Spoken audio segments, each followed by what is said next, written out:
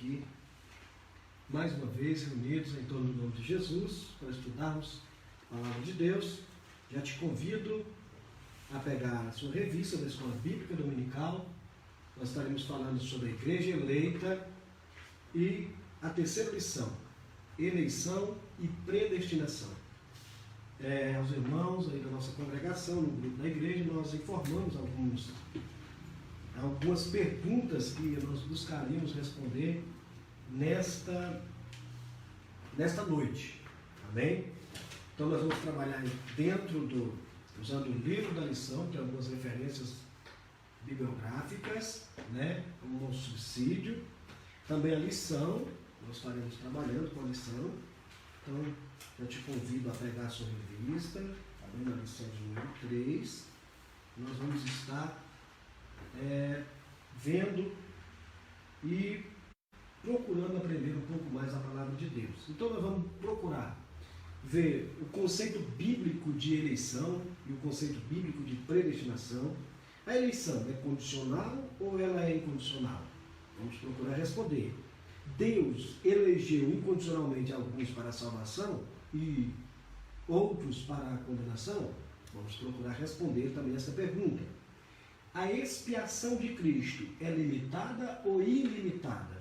Vamos também procurar responder dentro do estudo sobre eleição e predestinação, número 3, aqui da Escola Bíblica Dominical. Ele morreu e ressuscitou somente pelos eleitos ou por toda a humanidade? Qual é o conceito de depravação total? O conceito bíblico de predestinação, como já falei, existe dupla predestinação? O que significa monergismo, e o que significa sinergismo? Como entender o livre-arbítrio e a soberania divina? A graça divina é irresistível? Uma vez salvo, salvo para sempre?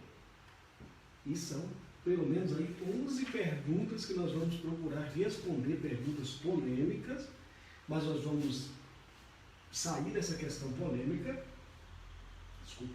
para entendermos e compreendermos o mistério de Deus em Cristo através da Palavra de Deus, através daquilo que nós acreditamos em pentecostais, de linha teológica mais arminiana, de Armínio, mas nós procuraremos aqui dentro das Escrituras, daquilo que os pais da igreja, o Senhor Jesus, os apóstolos, os pais da igreja e tantos outros reformadores e teólogos pentecostais costumam pensar acerca desse assunto. Então eu te convido para você caminhar conosco aqui, em nome de Jesus, acerca dessa lição de hoje. Então pegue aí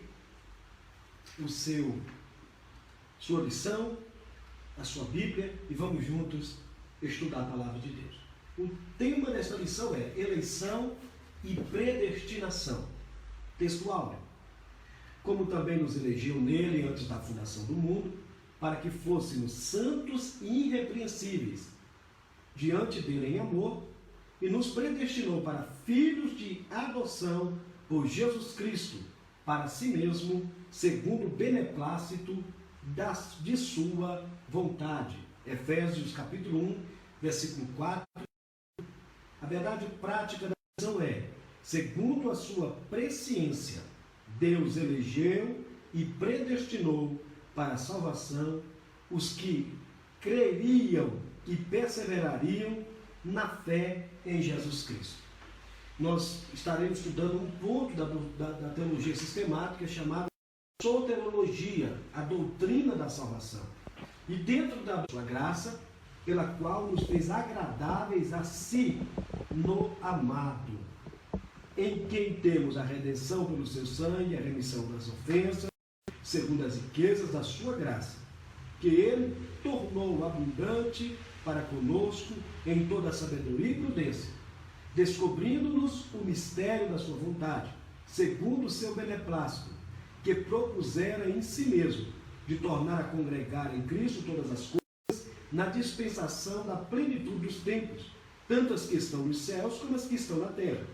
Nele digo, fomos feito herança, havendo destinados conforme o propósito daquele que faz todas as coisas segundo o conselho da sua vontade, com o fim de sermos para louvor da sua glória, nós, os que primeiro esperamos em Cristo. Isso é uma leitura superficial, uma leitura do texto, mas vamos, ao decorrer da lição, nos aprofundar no tema primordial, que também está intrínseco, que está também compreensível na leitura que fizemos. O objetivo geral dessa lição é informar que Deus soube de antemão, por meio de sua presciência, que é o conhecimento pré-estabelecido, antecipado, quais pessoas creriam e quem em Cristo seriam predestinados a receber bênçãos espirituais. Ele nos elegeu e nos predestinou, né? E também procurar esclarecer a diferença bíblica entre eleição e predestinação. Alguns teólogos a classificam como sinônimas, mas não são sinônimas. Elas são tão intrínsecas, tão ligadas, tão juntas, que parece ser sinônimo, mas não é sinônimo. Há uma diferença entre a eleição e predestinação. Explicar como ocorreu a eleição divina desde antes da fundação do mundo e constatar que a predestinação bíblica é as bênçãos concedidas aos eleitos. Então, vamos procurar, na medida daquilo que o Senhor nos conceder, responder estas perguntas originais aqui, né, dentro de toda a lição que nós vamos estudar e nós passamos aos nossos amados irmãos. E você que está nos acompanhando aí pelas mídias sociais, pelo Instagram, pelo YouTube, vai conseguir também depois ver as referências, ler o texto bíblico e também vai conseguir ter acesso a isso no nosso canal no YouTube. Tá? Então vamos começar aqui falando sobre eleição e predestinação. O nosso livro da lição, o livro da lição, diz: eleição e predestinação são termos importantíssimos na compreensão da doutrina da salvação. A soteriologia, a doutrina da salvação. Estes termos, às vezes, são usados por alguns teólogos de modo intercambiável. Em contrapartida, a maioria dos intérpretes arminianos faz distinção entre os termos. Então, como eu falei, usam como se fossem sinônimos a questão, a palavra, o termo eleição e o termo predestinação. Mas é muito importante estudarmos este termo. E nós vamos procurar conceituar, trazer um conceito bíblico, bibliológico, bíblico, do que é eleição. Não é conceito humano, não é interpretação humana, porque muitos erraram por procurar trazer uma interpretação não bíblica, mas um conceito, uma interpretação própria do que é eleição, do que é predestinação. E não ousaremos, não entraremos nesse quesito. De qualquer modo, estes vocábulos ligados entre si elucidam o plano divino de salvar os pecadores. O importante é entendermos que Ele nos elegeu antes da fundação do mundo, ou desde a fundação do mundo, e nos predestinou, ou nos elegeu antes da fundação do mundo, né, para que fôssemos irrepreensíveis diante dele em amor, e nos predestinou para filhos de adoção por Jesus Cristo. Então, vamos começar procurando conceituar, trazer aqui um conceito, eu tomei nota, né, de alguns pontos-chave acerca do que é eleição e qual o seu conceito. Eleição, escolha, ato soberano de Deus em graça. A eleição é cristocêntrica, são alguns pontos. Eleição divina refere-se à escolha feita por Deus em Cristo de um povo para si mesmo, a fim de que sejam santos e inculpáveis diante dele. Vou repetir. Eleição divina refere-se à escolha feita única, exclusivamente por Deus em Cristo, de um povo para si mesmo, a fim de que sejam santos e inculpáveis diante dele. Vamos voltar ao texto que nós lemos, no capítulo 1, versículo 3 e 4, aos Efésios, que diz: como também nos elegeu nele antes da fundação do mundo, para que fôssemos santos e irrepreensíveis diante dele em amor, e nos predestinou para filhos de adoção por Jesus Cristo, para si mesmo, segundo o beneplácito de sua vontade. Foi Deus que executou esta obra, né? É um ato, primeiramente a eleição é um ato soberano de Deus na sua graça, como já foi falado aqui, como eu já li, o que é conceituar que é uma escolha de Deus em Cristo de um povo para si. Não é uma escolha individual, é a escolha de um povo, de todo aqueles, como Deus escolheu uma nação. Ele não pegou, ele na realidade formou uma nação. Não escolheu de uma nação existente, ele formou uma nação através de Abraão. Ele chama Abraão, escolhe Abraão e de Abraão ele forma uma nação, a nação escolhida, a nação eleita, que era a nação de Israel. E a igreja, muito mais além, a igreja de Cristo, é o povo adquirido, é o povo eleito, que foi escolhido por Deus. Então, nós vemos aqui, no primeiro ponto da lição, eleitos para uma vida santa e irrepreensível.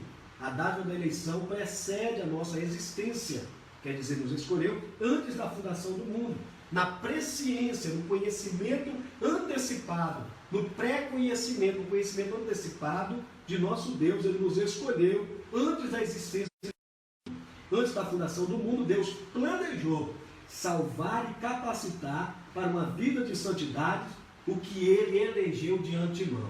Louvado seja Deus. Você pode dar glória a Deus porque Deus te escolheu, Ele te elegeu, aleluia, para ser o seu povo, para ser essa escolha de um povo e é uma escolha individual. Nós vamos entender mais acerca disso. Eleição traz a ideia de escolha, é uma escolha de Deus, única e exclusivamente de Deus, por meio de Cristo, para si. Ele escolheu para Ele, escolha de Deus. Tá? E quem fomos escolhidos? Tem algumas perguntas que precisamos fazer e responder. Fomos escolhidos, como eu disse, em Jesus Cristo. Por isso, ela é cristocêntrica. A eleição aponta, é Cristo. Ninguém revela ao Pai senão o Filho. Em que tempo se deu a escolha? O tempo é dito como antes da fundação do mundo, né? Bem antes mesmo de sermos gerados no ventre de nossas mães, Ele já havia nos escolhido, o Cordeiro, né? Desde a fundação do mundo, que foi morto. Qual a finalidade? Para que fôssemos santos e irrepreensíveis. Então a eleição tem uma finalidade, tem um propósito. Donald Stamps, editor da Bíblia de Estudo Pentecostal, afirma que a eleição de pessoas ocorre somente em união com Jesus Cristo e que ninguém é eleito sem estar unido a Cristo pela fé. Nossa declaração de fé dessa Assembleia de Deus assevera que Deus elegeu a igreja desde a eternidade, antes da fundação do mundo, segundo a sua presciência, o seu conhecimento pleno, segundo a presciência de Deus, aprove escolher. E nós vamos entender mais a fundo acerca disso, né? A eleição é condicional ou ela é incondicional? Se Deus escolheu antes da fundação do mundo, então é incondicional. Ele escolhe, não tem o papel. Antes de nós entrarmos e já aprofundarmos acerca desse tema, é interessante que eu gostaria de passar aos amados, e aí nós vamos, essa resposta também se encontra em uma das perguntas que nós conceituamos aqui, que eu tomei nota, né, acerca do que significa monergismo e o que significa sinergismo. São palavras teológicas, mas você vai entender, é coisa simples de entender. Pelo menos há 4 linhas, né, nesse aspecto de controvérsia, sumariamente. Pode catalogar 4 visões soterológicas, 4 visões acerca da salvação e desse tema, eleição e predestinação. Quais são essas 4 visões? Existem os pelagianos, que já deixam uma ressalva, é uma heresia, né? Surgiu do monge Pelágio, por volta do ano 400, Agostinho levanta-se para rebater a doutrina de Pelágio, porque Pelágio dizia que afirma ser o homem o único agente da salvação. E nós sabemos que a Escritura destoa totalmente, né, que esse ensinamento soterológico está contrário ao que diz as Escrituras. Que nós vemos aqui no capítulo 2, versículo 10, versículo 8 de Efésios, que é a carta que estamos estudando, porque pela graça sois salvos, por meio da fé, então vem de vós, é dom de Deus. Então não vem do homem. Então é herege, é errado, é uma doutrina herégica, né? Herégica. Então, esse é o primeiro pensamento, a visão soterológica de Pelágio, dos pelagianos, afirma ser o homem o único agente da salvação. Os semi-pelagianos que defende ser o homem aquele que dá início. É o homem que dá início, né, também é ética errada, ao processo da salvação e que Deus responde ao homem. Também está errado. Isso não vem das obras, ou não vem de vós, não vem das obras. Isso não vem de vós, não procede do homem, não vem das obras para que ninguém se glorie, porque somos feituras suas criadas em boas obras, vem de Deus. Então não tem como iniciar o processo da salvação, dar-se início, essa visão soterológica está errada. A terceira visão são os arminianos, é aquilo que nós cremos, como pentecostais, né, na doutrina pentecostal. Os arminianos que ensinam ser Deus, que inicia o processo da salvação, e que o homem responde a Deus. O homem responde a esse chamamento de Deus, a essa escolha de Deus, através da fé em Cristo Jesus. Se crer, serás salvo. Se porém não crer, serás condenado. Se crer e for batizado, será salvo. Se não crer, será condenado. Isso é o que nós cremos. Então, isso também é um ponto, isso é chamado de sinergismo, né? Sinergismo, que é o homem, na realidade, Deus inicia-se, né? Deus inicia o processo de salvação, que o homem responde a Deus. Mas essa resposta não é o homem em si só que consegue dar essa resposta. É o próprio Deus, nós vamos ver aqui no segundo ponto, acerca da lição, que essa salvação, essa graça, é o próprio Deus que manifesta. Entretanto, esse meio não é meritório, ninguém pode cumpri-lo sem a graça de Deus. Então somos salvos pela graça, é a graça. Alguns teólogos, né, da linha da quarta linha acusam-nos, os pentecostais, principalmente da Assembleia de Deus, de sermos pelagianos, né, de dizermos que a salvação depende do homem. Não depende do homem. Somos salvos pela graça. Isso não vem de nós, é dom de Deus. Não vem de mim, não vem de você. É graça. Então, até para que mas tem um livre-arbítrio, nós vamos falar acerca disso. A escolha do homem. Então, tem um livre-arbítrio. Deus dá livre-arbítrio ao homem para que ele escolha se ele quer servir a Deus, se ele quer ouvir esse chamamento e amolecer o coração e permitir que o Espírito Santo trabalhe e seja ativada o seu livre-arbítrio, a sua consciência pela graça de Deus. Então é a graça, porque é o Espírito que convence o homem do pecado, da justiça e do juízo. Então essa salvação não vem de nós, vem de Deus. Então Deus ativa em nós essa consciência, esse chamamento. E a quarta visão soterológica, a quarta visão do estudo da salvação é a visão dos calvinistas, que argumentam ser Deus o único agente na salvação, predestinando uns para serem salvos e outros à condenação. Nesse capítulo abordaremos os conceitos bíblicos e a posição pentecostal referente a esses pontos, nesse capítulo, nessa lição. Então, vocês entenderam aí, são os pelagianos, que dizem que o homem é o único agente na salvação, os semi-pelagianos, que dizem que o homem inicia e Deus, né, completa esse processo de salvação, os arminianos, que Deus inicia esse processo de salvação, né, e o homem responde a esse chamamento, a essa escolha de Deus, e os calvinistas dizem, não, é só Deus que opera, né, o Deus é o agente único da salvação, porque uns foram predestinados para a salvação e outros para a condenação. Então não tem nada do homem aí, não tem livre-arbítrio, e então estamos apontando aí a cada um do que nós cremos, o que a nossa profissão de fé declara, a nossa declaração de fé, é que nós cremos nessa linha teológica de Armínio, que o homem responde ao chamamento de Deus para a salvação. Vamos lá, vamos seguir aqui. As condições da eleição. A Bíblia de Estudo Pentecostal ensina que a eleição para a salvação em Cristo é oferecida a todos. A segunda pergunta que nós vamos responder aqui dentro desse tópico é: Deus elegeu incondicionalmente alguns para a salvação e outros para a condenação? A eleição é condicional ou ela é incondicional? E aí? A eleição é condicional ou é incondicional? Nós cremos o que a Bíblia ensina é condicional. Ela requer arrependimento e fé, né? E ela é para todos, mas a eleição é condicional. É uma realidade para cada pessoa de acordo com o seu prévio arrependimento e fé. Então a eleição não é incondicional, não depende. Aí nós teríamos caindo por terra, né, que não depende do homem. Outro aspecto doutrinário refere-se ao ensino em que a salvação é condicional, está na página 37 do nosso livro da lição. Vamos lá, vou repetir. Outro aspecto doutrinário refere-se ao ensino em que a eleição para a salvação é condicional e não incondicional. Eleição condicional significa que Deus escolhe por meio das condições que Ele próprio estabeleceu. Por isso, são eleitos somente aqueles que preenchem essas condições, e não de um modo arbitrário,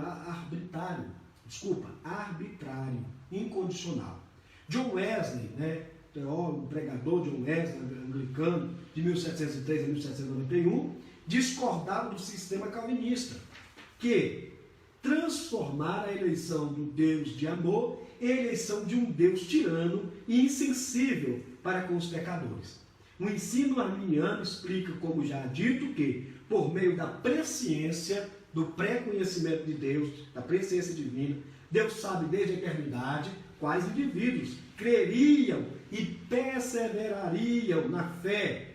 E a essas pessoas Deus elegeu. Isso, portanto, não implica entender como Calvino, ou seja, que Deus tenha elegido uns para a vida e outros para a danação. Porque, segundo as Escrituras, Ele não quer que alguns se percam, senão que todos venham a arrepender-se, 2 Pedro 3:9. Né? Deste modo, ratifica-se que tanto a expiação ilimitada como a eleição condicional foram estabelecidas pelo próprio Deus. Nesse ponto, nós respondemos outra pergunta. A expiação de Cristo é limitada ou ilimitada? Porque se alguns foram predestinados e eleitos e predestinados para redenção e outros para condenação, então seria a expiação de Cristo só para alguns ou para todos? João 3,16, porque Deus amou o mundo de tal maneira que enviou o seu Filho unigênito para que todo que nele crê não pereça, mas tenha vida eterna. 1 Timóteo, capítulo 2, versículo 4. Abra aí comigo. 1 Timóteo, capítulo 2, versículo 4. Vamos entender o que as Escrituras diz. Desculpa, licença aqui. Capítulo 4, no versículo 6 ao versículo 4 ao versículo 6. Capítulo 2, capítulo 2, do 4 ao 6. Vamos lá. O que diz as Escrituras? Ó.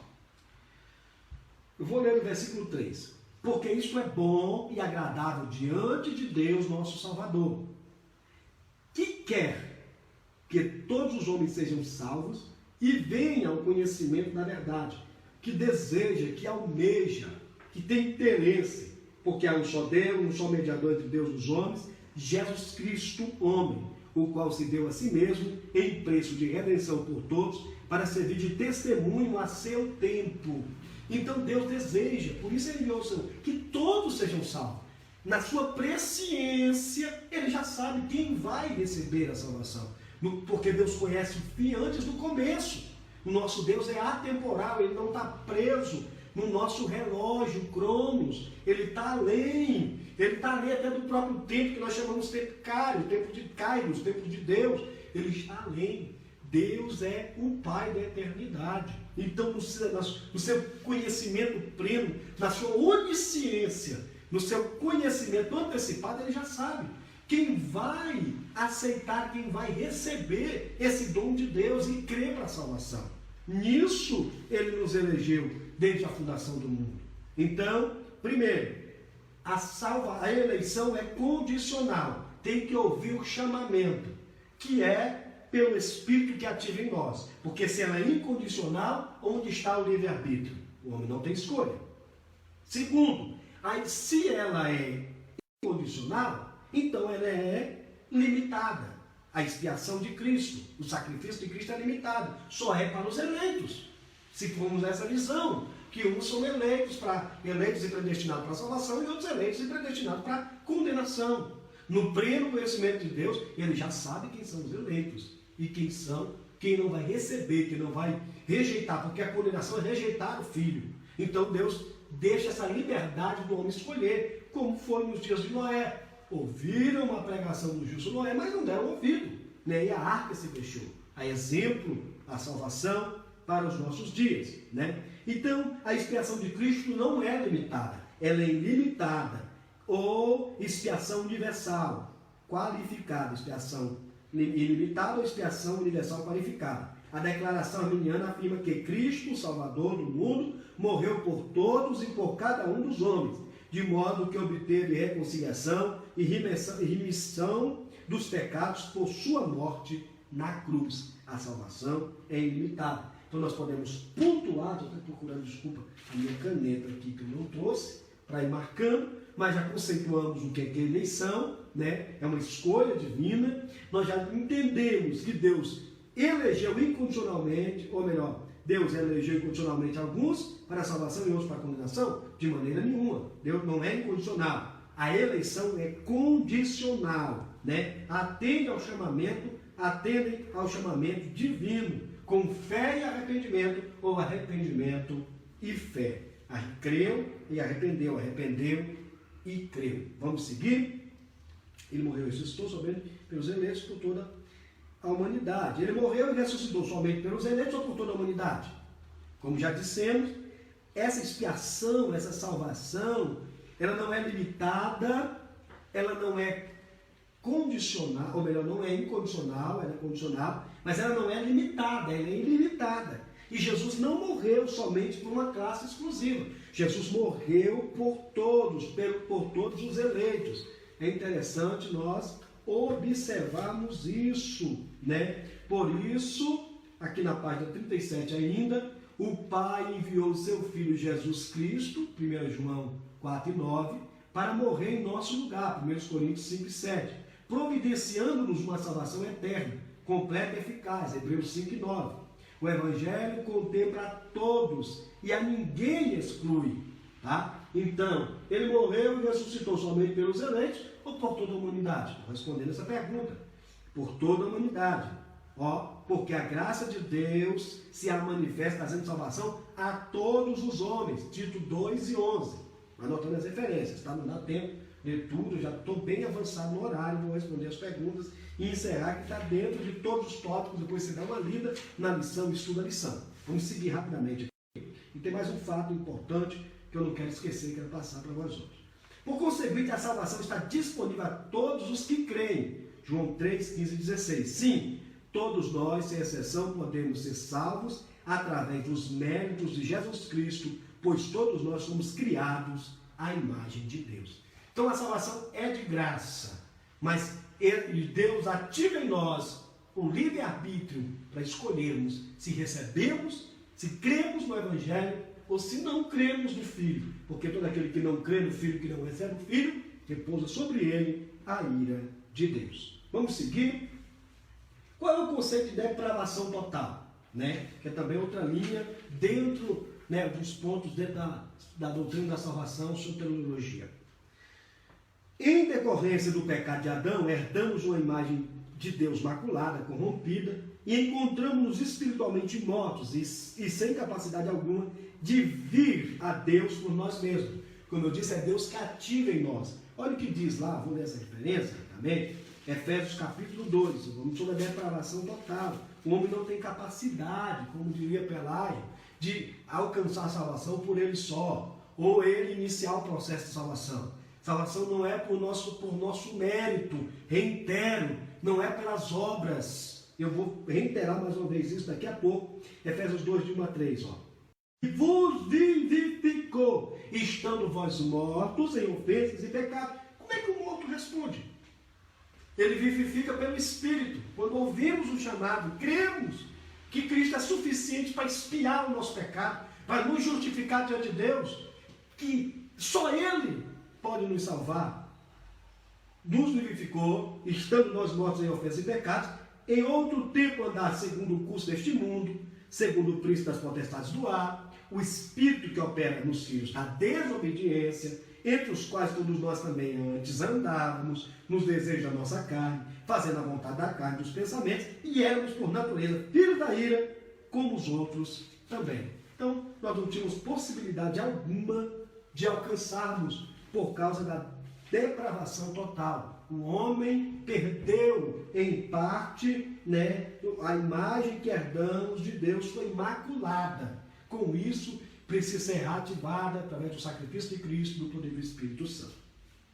Vamos lá, vamos caminhar. Nós falamos sobre eleição, conceituamos o que é eleição. Vamos conceituar o que é o conceito bíblico de predestinação. Predestinação, determinar antes. Deus já determinou antes, não no termo de condenação. Porque se nós vamos ver isso aqui rapidamente, dentro das possibilidades, que o tempo já se foi, mas o termo grego, proorizo, traduzido como predestinar, no capítulo 1, versículo 5, parte A, é formado pelo vocábulo orizo, que significa determinar, e pela preposição pro, que indica algo feito antes. Ou seja, predestinar significa, literalmente, determinar antes. A Bíblia de Estudo Pentecostal esclarece que a predestinação se aplica a predestinação se aplica aos propósitos de Deus incluídos na eleição. Que a eleição é a escolha feita por Deus em Cristo, de um povo para si mesmo. E a predestinação abrange o que acontecerá ao povo escolhido por Deus. Você está entendendo? Deus nos escolheu, essa escolha é Ele que faz, Ele já sabe pela presciência dele quem são os escolhidos. Ele não determinou, Ele não predestinou ninguém à salvação nem à condenação. Mas Ele já sabe pela presciência quem vai responder ao chamamento de Deus, pela graça de Deus, que nos impulsione e ativa a nossa consciência, e o nosso livre-arbítrio, e faz com que nós creamos pela fé, pelo ouvir da palavra de Deus. Estou vendo de nós que é pelo ouvir da palavra de Deus, gera fé no coração, e cremos na obra salvífica de Cristo, e que a predestinação abrange o que acontecerá ao povo escolhido por Deus. Ele predestinou com que propósito? E nos predestinou para filhos de adoção por Jesus Cristo, para si mesmo, segundo o beneplácito da sua vontade. Ele nos predestina nos elegeu para sermos irrepreensíveis e santos, e nos predestinou para filhos. Então Deus nos predestina com um propósito estabelecido. Você entendeu o que significa o conceito bíblico para predestinação?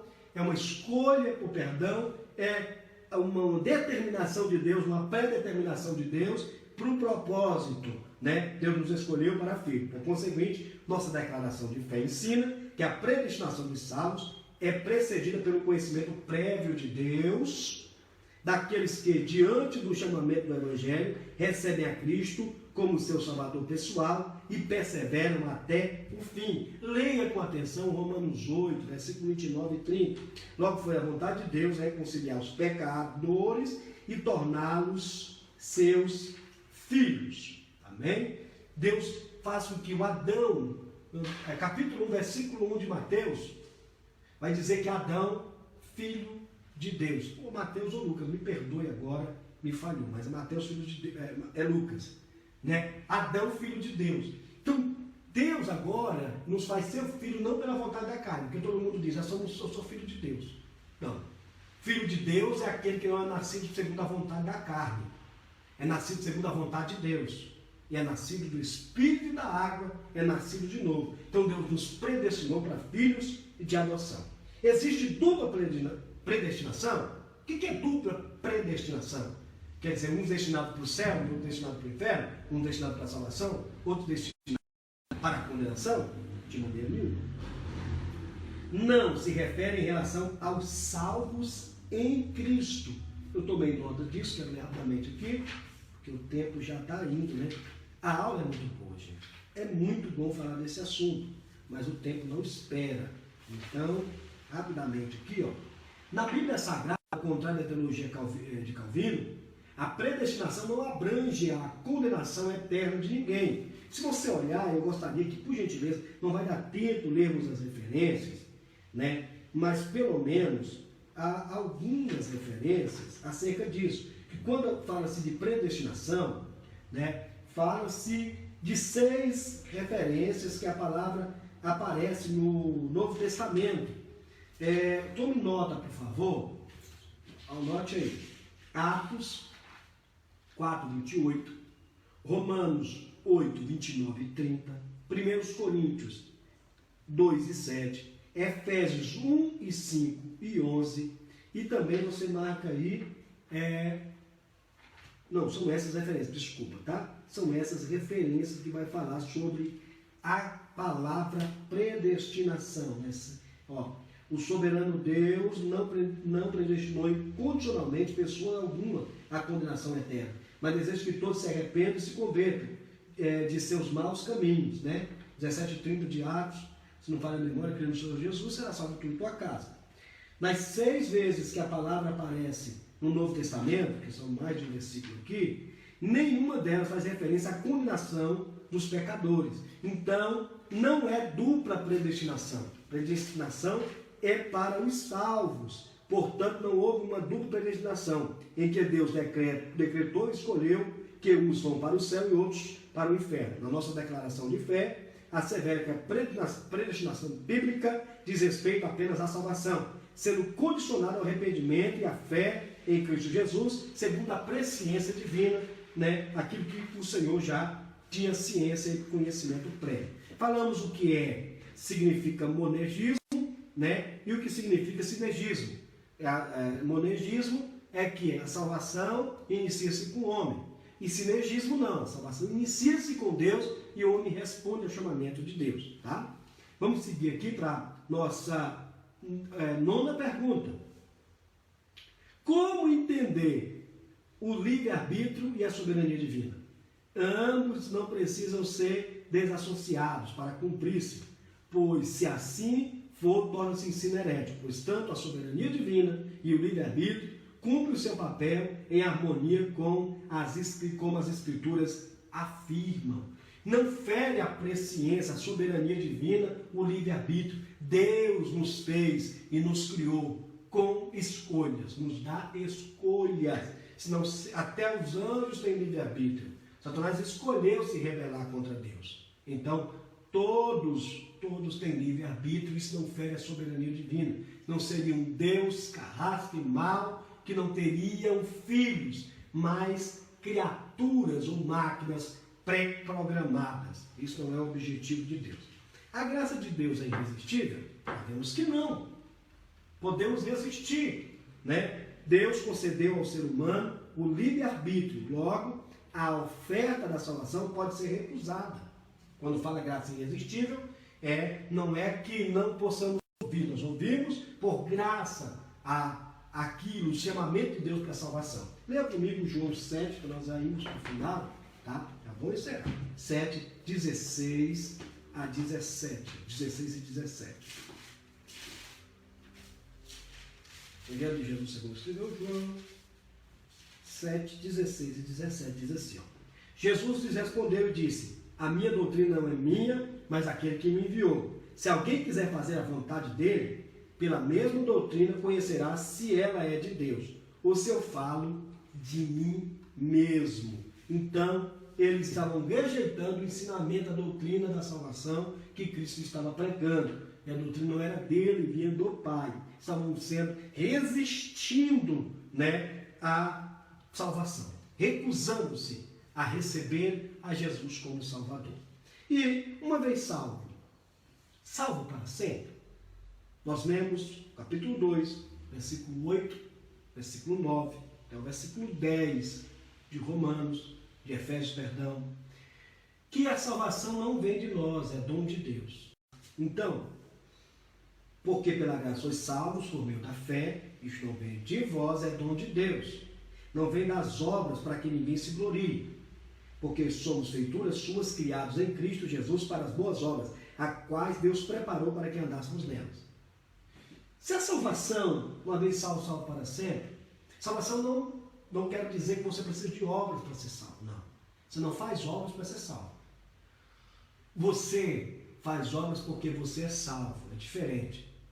Porque você é grato. Jesus falou, quem mais perdoou, mais amou. Porque eu amo a Cristo, eu amo a Jesus Cristo, com isso eu procuro fazer-lhe a sua vontade, agradar-lhe, agradar a Ele, fazer a vontade dEle, fazer o que lhe agrada, porque sou salvo em Cristo Jesus. Então, porque eu sou grato, mas mesmo assim Deus não deixa sem recompensa. A salvação não é por mérito, mas não pode-se perder a salvação. Eu acredito no seguinte, só se perde a salvação quem não nasceu de novo. Quem nasceu de novo é nova criatura, não anda mais segundo os feitos do velho homem, né? Com isso, então se a graça, uma vez salvo para sempre, então eu vou pecar mais para que a graça aumente? Então Paulo diz isso, de maneira nenhuma. Não vamos pecar para que a graça aumente. Somos salvos pela graça, isso não vem de nós, é dom de Deus, não pelas obras, para que ninguém se glorie. Mas nem por isso deixemos de fazer aquilo que agrada a Deus, porque nós somos nele para sermos irrepreensíveis diante dele, santos e irrepreensíveis. Está entendendo? Então não vamos usar, o problema são os extremos. Não vamos usar da graça que nos foi dada para abusarmos da graça de Deus, de maneira nenhuma. Vamos glorificar o Pai com nossas boas obras, para que todos vejam e o glorifiquem. Amém? Então, é resumido, é corrido, mas eu recomendo, leia a lição, estude, leia a palavra de Deus, procure mais. Dúvidas? Mande para nós. Vocês têm nosso WhatsApp, podemos discutir mais o assunto e vamos falar mais acerca disso. Cremos que logo, logo estaremos aí, juntos novamente, no templo, podendo não ser só um monólogo, mesmo que tenha aí as redes sociais para responder, mas dedicaria um maior tempo para nós pararmos. Mas estudarmos juntos aqui é a ferramenta que estamos utilizando. Amém? Deus te abençoe, Deus te guarde, Deus te dê a paz. Muito obrigado, vocês têm nos acompanhado. Quero estar orando, encerrando em nome de Jesus. Ore comigo. Pai, graças te damos e te louvamos por mais esta oportunidade. Que a tua palavra, Senhor, permaneça em nós. Senhor, espero em ti, pelo teu Espírito, que cada um tenha sido edificado segundo a tua graça, em nome de Jesus. Amém. Graças a Deus. Deus abençoe. A paz, Senhor.